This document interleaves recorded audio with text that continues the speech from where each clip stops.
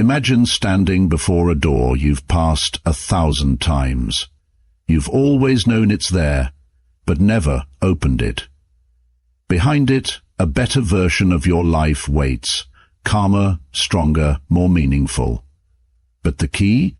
It's not hidden, it's not grand, it's just 1 hour a day. We live in an age where time slips like water through our fingers. We chase noise, speed and distraction, and yet silently hunger for peace, clarity and purpose. But what if 1 deliberate hour each day could rewrite the entire story of your life? Today, we'll explore 5 ways that just 1 sacred hour can not only shift your direction, but transform your soul. In the silent chambers of the mind lies a vast terrain that most never dare to explore. We fill our days with noise, our thoughts with the voices of others, and our choices with the expectations imposed upon us. Slowly, and without noticing, we begin to drift from our center, from the part of us that is untouched by roles, titles, or performance. We become strangers to ourselves, and this estrangement is subtle but devastating. To recover what has been lost, to return to the essence of who we are, we must be willing to face ourselves in solitude. 1 hour of self-reflection each day is not a luxury. It is a necessity, a sacred return to the soul. This hour is not about doing, but about being. It does not require grand rituals, a quiet walk under the open sky, a pen scratching against paper in the early morning light, or even a single candle in a dimly lit room can serve as the doorway. In this hour, the world fades, and we meet ourselves. Not the curated version we show others, but the raw, trembling, truth-seeking self that lives beneath the surface. This self does not speak in slogans or ambitions, but in symbols, memories, and subtle stirrings. And when we listen, truly listen, we begin to understand the deeper forces that move within us. It is in these moments of self-reflection that the invisible becomes visible. We start to see the origins of our fear, the roots of our resentment, and the patterns we've unknowingly repeated for years. A person may realize that the bitterness they carry toward a colleague is not about the other at all, but about an unresolved wound from a parent long gone. Another might uncover why they chase success so feverishly, not because they desire greatness, but because they fear worthlessness. These insights do not arrive like lightning. They come softly, steadily, in the stillness of that hour where the ego loosens its grip and the deeper voice begins to speak. I once knew a young woman, a bright, kind, capable soul who found herself drowning in expectations. The world had told her what to do: study hard, get the job, smile, succeed, and she did. On the surface she had everything: status, income, recognition. Yet inside she felt hollow, like an actor in someone else's play. Out of desperation she began journaling. At first it was only 15 minutes each morning, a scribble of thoughts, a confession of anxiety, a question scribbled across the margins. Is this who I really am? That small ritual became a lifeline. Eventually those 15 minutes became an hour of reflection each day, an hour of writing, meditating, sitting in silence. In that sacred space, she heard the faint voice she had silenced for years. She left the job that drained her. She mourned the childhood she had never processed. She found a calling in healing others through holistic practices. Her transformation did not come in a flash. It came slowly, through 1,000 small acts of facing herself in the dark and refusing to look away. There is a quiet power in this hour. When you consistently create space for reflection, you begin to shift your relationship with thought itself. You realize that thoughts are not commands, they are clouds passing through the sky of your mind. Some are helpful, some are old echoes, some are lies we've told ourselves to feel safe. But the moment we become aware of them, we are no longer enslaved by them. We move from reaction to understanding, from compulsion to clarity. This is not about fixing oneself. It is about remembering who we were before the world told us who to be.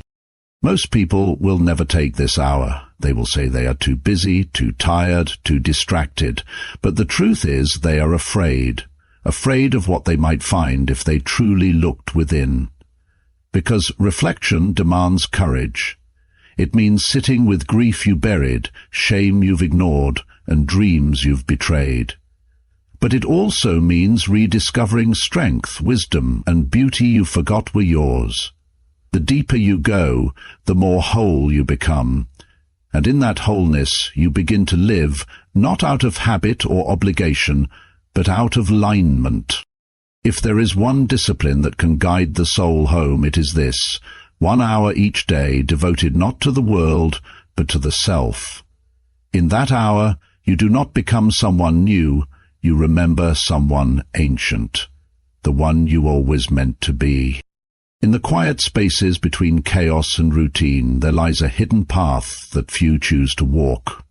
One carved not by brilliance, but by devotion. 1 hour a day. Not for survival, not for duty, but for deep, focused learning. In a world that celebrates haste and shallow knowing, this hour becomes a rebellion against the scattered mind, a sanctuary for the soul's desire to understand. We are often told that knowledge is power, but knowledge alone is inert, passive, and often deceptive. True power arises only when knowledge transforms into understanding, when facts are no longer disconnected bits of data, but living truths we have wrestled with, digested, and allowed to change us. And such transformation cannot happen in passing. It demands sustained focus, devotion, and the discipline to return again and again to a subject not out of obligation, but because it stirs something deep within us. The mind, like the blade of a sword, becomes dull through disuse and scattered motion, but given focused attention, it sharpens, precisely, silently, powerfully. When we give ourselves the gift of 1 sacred hour each day to learn, truly learn, we enter into a sacred agreement with ourselves, to evolve, to grow, to refuse stagnation. In this hour, we make the unconscious conscious. We move from knowing about something to becoming someone shaped by that knowledge. Think of the world around us now. We are flooded with information, overwhelmed by the illusion of learning. We scroll endlessly, glance at headlines, skim articles, watch fragmented videos. We know a little about everything, but understand almost nothing in depth. This is the crisis of the modern mind. It flits but does not rest. It consumes but does not digest. The result is a culture of shallow intelligence, quick opinions, and brittle confidence. But what if, instead of allowing ourselves to be scattered, we gathered ourselves? What if we chose 1 hour a day to sit in stillness and engage deeply with a subject that moves us? A language we've always wanted to speak, a history we've never understood, a philosophy that haunts us, a craft we long to master. Over the course of a year, that hour becomes over 365 hours. That is not a footnote in time. That is the foundation of a new life. It is the difference between wishing and becoming. I once knew a man who lost his father to early onset dementia. He was a quiet man, not a scholar or scientist by trade, but the loss left him with unanswered questions about memory, about the brain, about the mystery of decline. So he began waking early each day, carving out 1 hour before the world demanded his attention. He read about neurology, brain plasticity, and clinical studies. What began as curiosity became commitment. Within a year, he had enrolled in a neuroscience program. Years later, he was working on Alzheimer's research, not because he had a formal background in science, but because he had trained his mind through that sacred, consistent hour. His grief had found purpose, and that purpose had become his path. This is not the story of one exceptional man. It is a map available to anyone. There is no special gift required, only the courage to begin, and the discipline to stay. Talent may provide a head start, but it is consistency that carries one to mastery.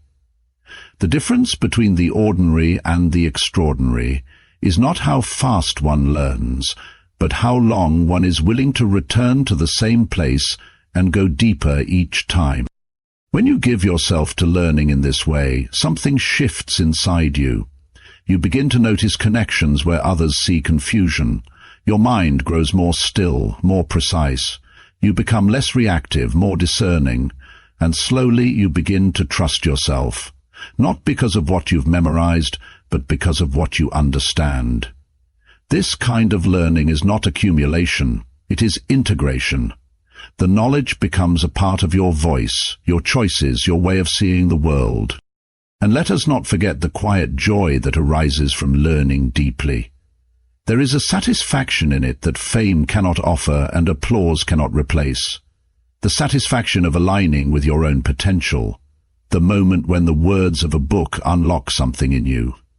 The thrill of solving a problem that once felt impossible. The slow, steady improvement of a skill that once felt out of reach. These moments are the soul's small victories, and they are born not from chance, but from the deliberate act of showing up for just 1 hour each day. In this hour, you reclaim your agency. You reject the myth that you must already be great to begin.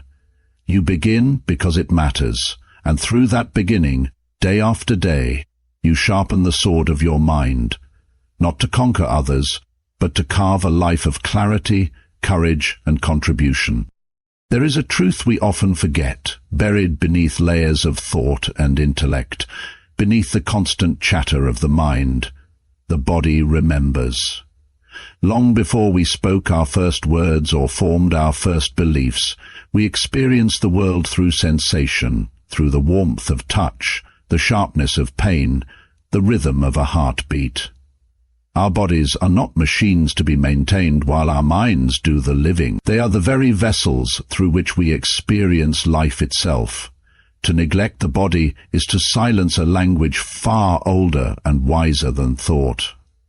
But when we choose to move intentionally, mindfully, consistently, we awaken something ancient within us. We call it exercise or fitness, but it is far more than that. It is a return to wholeness. 1 hour of movement each day is not simply a health recommendation. It is a profound act of remembrance. It is a ritual through which we return to presence, to reality, to ourselves.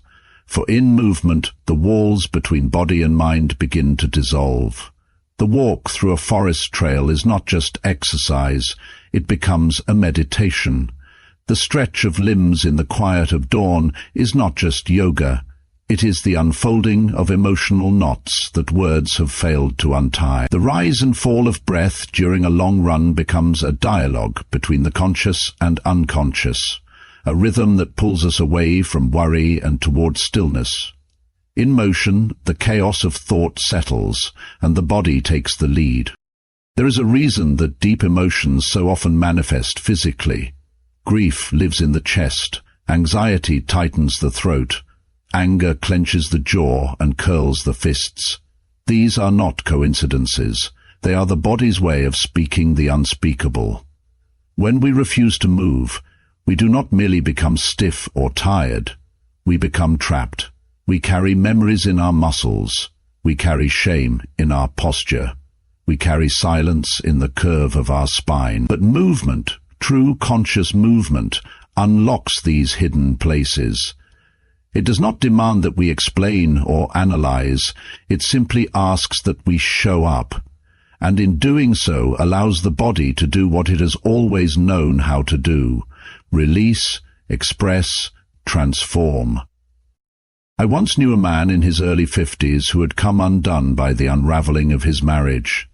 On the outside he functioned, he worked, he spoke, he even smiled when expected, but something vital in him had gone quiet. He spoke of feeling numb, disconnected, as if life were happening behind a glass wall. Therapy offered insight but not movement. Medication dulled the edges, but did not restore the color. And then one evening, with no plan, other than a need to breathe, he began to walk. Just a simple walk through his neighborhood.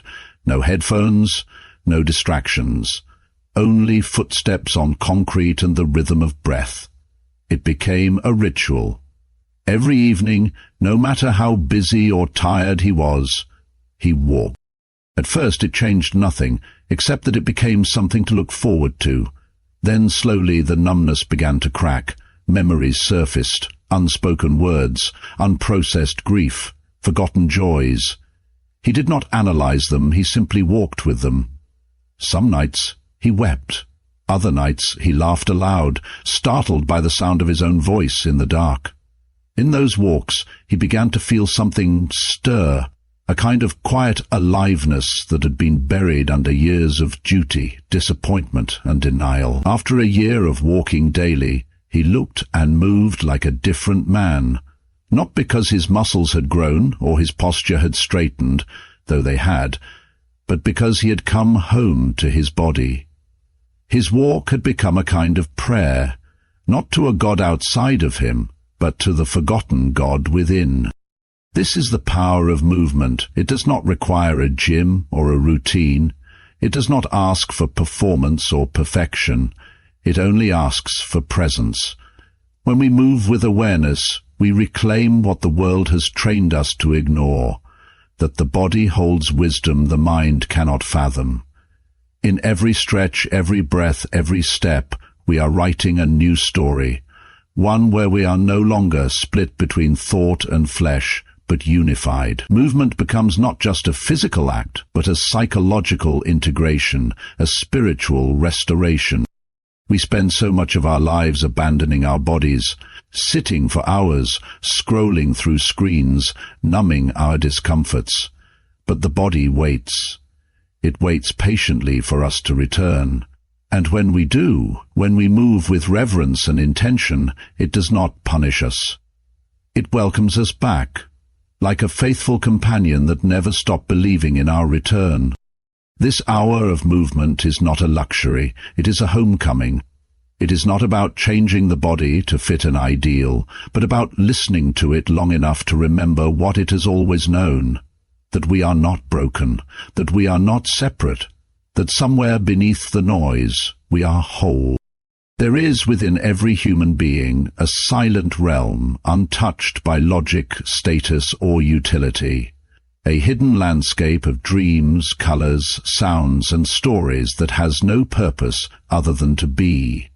This world lives not in the external realm of tasks and obligations, but in the deep interior, where the soul stirs with images too large for words and emotions too sacred for the rational mind.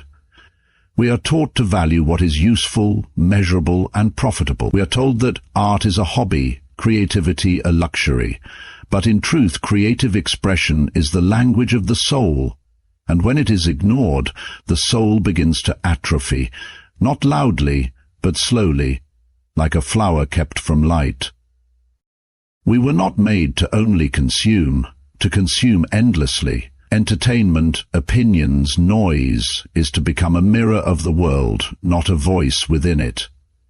Without creation, we grow spiritually silent. We lose the ability to interpret the subtle signals of our inner life. But when we sit down each day for even 1 hour and allow our hands to move freely, whether through brush, pen, voice, or movement, something ancient stirs in us. It is not the urge to impress or perfect. It is the impulse to remember who we truly are. You do not need training to begin. The act itself is the teacher. A page filled with raw sentences, a canvas smeared with uncertain colors, a melody hummed in solitude. These are not amateur attempts. They are sacred rituals. The soul does not care for skill, it seeks sincerity. It does not demand that the product be beautiful to others, only that it be honest to the self. Creation, at its root, is not performance. It is confession, it is healing, it is transformation in silence. There was once a woman, a school teacher who had lived a quiet life by every external measure. She was a widow living alone after decades of giving herself to others, students, husband, children. When her husband passed, grief settled in her like fog. Sleep became scarce, the nights were long and heavy. But something curious happened in those hours of stillness. Images began to come to her, strange, vivid, unexplainable scenes from dreams she didn't understand. She could not name what was stirring in her, only that it longed to be seen. And so, at 3 a.m, unable to sleep, she began to paint. She had never painted before. She had no formal technique, no plan, no audience, just colors and instinct. Each night she returned to the canvas. Each painting was wild, raw, messy, emotional, and yet, with each stroke, something inside her softened. The grief did not vanish, but it began to speak. It began to take form. She shared a few of her paintings online, not to gain praise, but simply to let them breathe. The response was unexpected. People saw in her work something they couldn't name, but deeply felt, something universal. Within 2 years, her collection of art was published alongside reflections of her healing journey. She had not sought attention, she had sought truth. And in doing so, she gave others permission to do the same. This is what creation does. It reintroduces us to parts of ourselves long buried. The child who once sang to trees, the teenager who wrote poems in the dark, the adult who imagines still but tells no one. These parts do not die, they wait, and when we give them an hour, just 1 hour a day, they begin to breathe again. They begin to speak in symbols and metaphors, in shapes and sensations. They do not demand understanding, they only ask to be heard. The soul does not speak in plain words. It communicates through metaphor, through dreams, through image and feeling. To express creatively is to allow the soul to speak its mother tongue. It is a way of translating what cannot be spoken plainly, trauma, longing, joy, confusion, into a form that the heart can recognize and the body can release.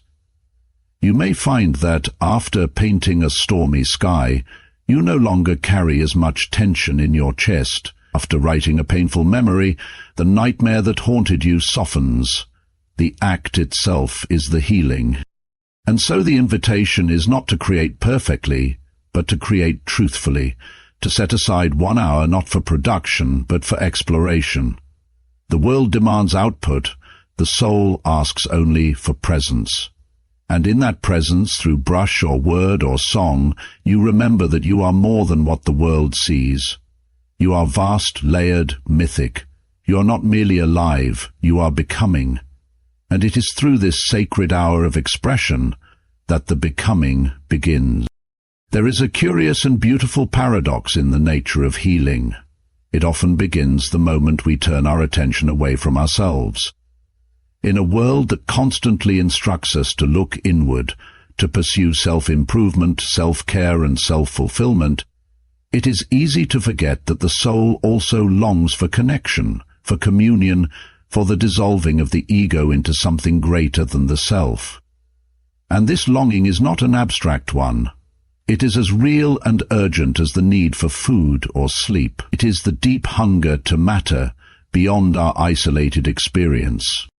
1 hour of service a day may seem at first glance like a noble act meant only for the benefit of others. But what quietly unfolds in that hour is something far more profound. In that space, where the boundaries of self dissolve through the act of giving, we step out of the lonely fortress of our thoughts and into the living web of human existence. We remember that our lives do not end at the edges of our skin, that there is something in us that is built for others. Service does not demand grandeur. It does not require a title or a stage. It asks only that we show up with open eyes and willing hands. You might offer help to a neighbor whose strength is fading. You might call someone who has been silent too long. You might spend an hour reading with a child who believes no one sees them. and in doing so, without fanfare, you become a vessel through which meaning begins to move. Not the kind of meaning found in philosophies or doctrines, but the quiet, visceral kind, the kind that whispers, "I am needed. I am part of something." In the giving, something softens inside us. We begin to see others not as obstacles or roles, but as reflections, each carrying invisible burdens, secret wounds, forgotten dreams, and suddenly our own pain feels less isolating. It no longer sings the song of only me, but joins the great chorus of we. This shift is not only emotional, it is alchemical. We are transformed not by what we receive, but by what we offer without expectation. Our acts of service become the crucible in which meaning is born, not as an idea, but as an embodied truth. There are countless stories that illustrate this mystery, but one in particular remains vivid. A retired engineer, once defined by deadlines and technical mastery, found himself adrift in the quiet of retirement. The silence, once longed for, had turned cold. The world no longer asked for his expertise. The phone rang less.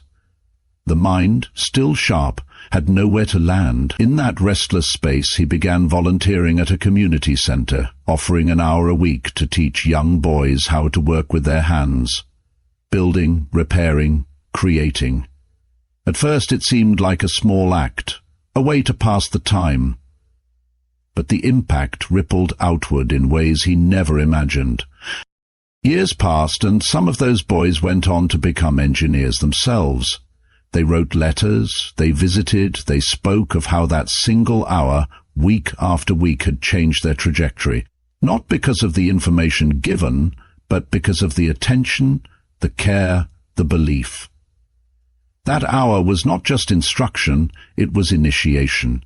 It told them, you are capable, you are seen, you are not alone. And in giving them that, the old man rediscovered something he had forgotten. His place in the world, his relevance, his ability to shape lives, not with brilliance. There is no scale large enough to measure the true impact of service.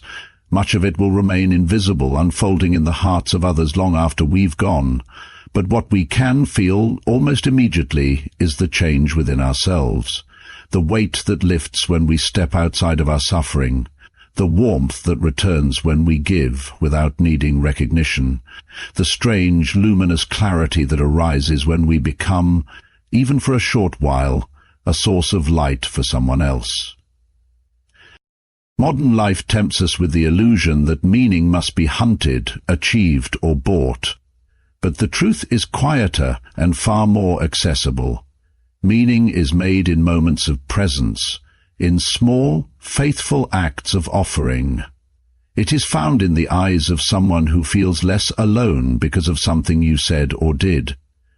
It is felt in the pause you give someone when the rest of the world rushes by. To serve is to remember that we are not separate, that despite all our differences we share a common longing. To be seen, to be valued, to be loved.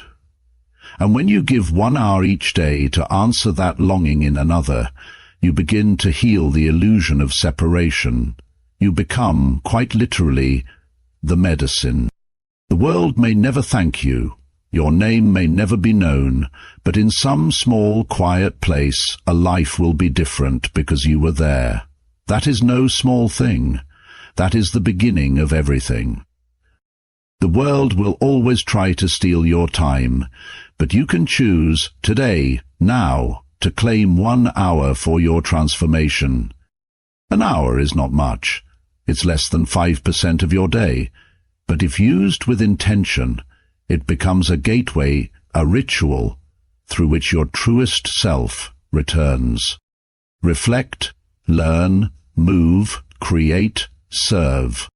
The door is still there. Are you ready to open it? If this message stirred something in you, honor it. Make a commitment today, 1 hour a day. Share this with someone who needs it. Start a conversation, spark a change. Let the world you seek begin with the hour you give.